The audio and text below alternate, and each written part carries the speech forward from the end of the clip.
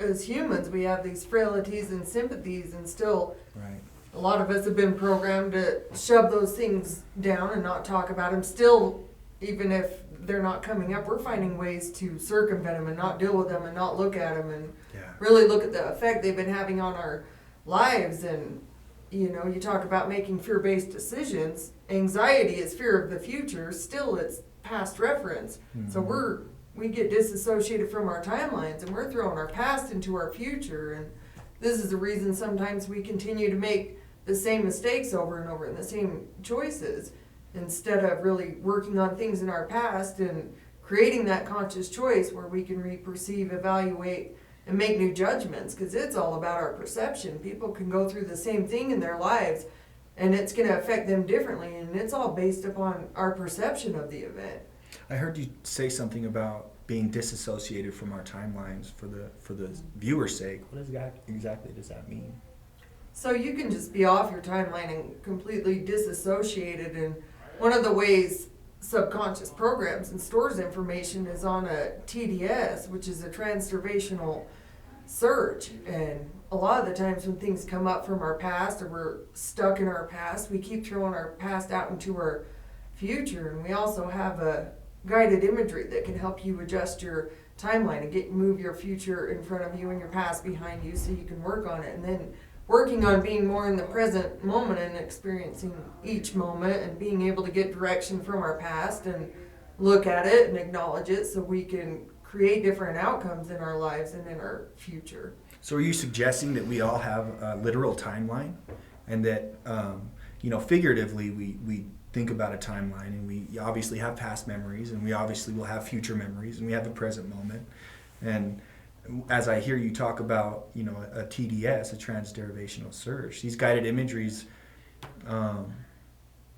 through our subconscious, right? Our subconscious can't tell the difference between real or imagined. So when I close my eyes and get to a meditative state, and I pretend to imagine in my mind's eye a timeline out in front of me, and I get to orient that timeline and make my future, and move my past back to my past so that it's behind me, so that I can look back to it and reference it if I need to, and receive direction from it, and then again, make clear my present as well. And these guided imageries are so amazing in the sense that, you take 15 minutes and do a transderivational search guided imagery, and you're literally subconsciously imagining, orienting your timeline so that it is future in front of you, back, past behind you, in your present moment.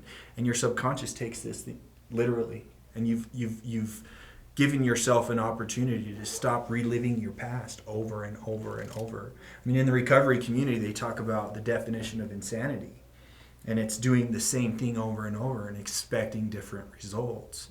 And and I talk about the recovery community because that's something that I've been a part of for a lot of years. Still, there are addictions in all facets of life. And I think a lot of the time people get stuck in the paradigm that they're repeating their life over and over and over.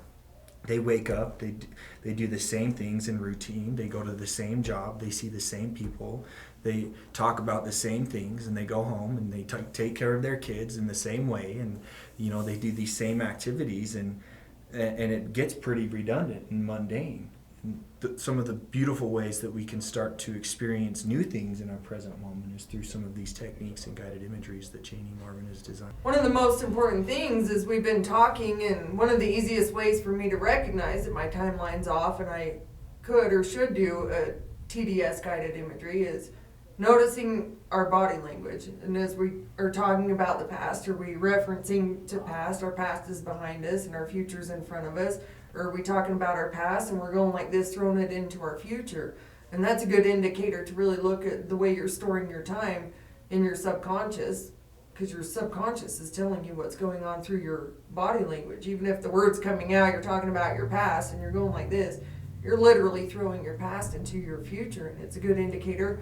I should stop and do a TDS and get my timeline oriented the way it should be. And as I first started doing these, I struggled. I didn't really see a future when I started doing it because of the way I was living my life. And by repeating it and doing some timeline work and putting healthy things out into my future and adjusting my timeline, it made a big shift in my life.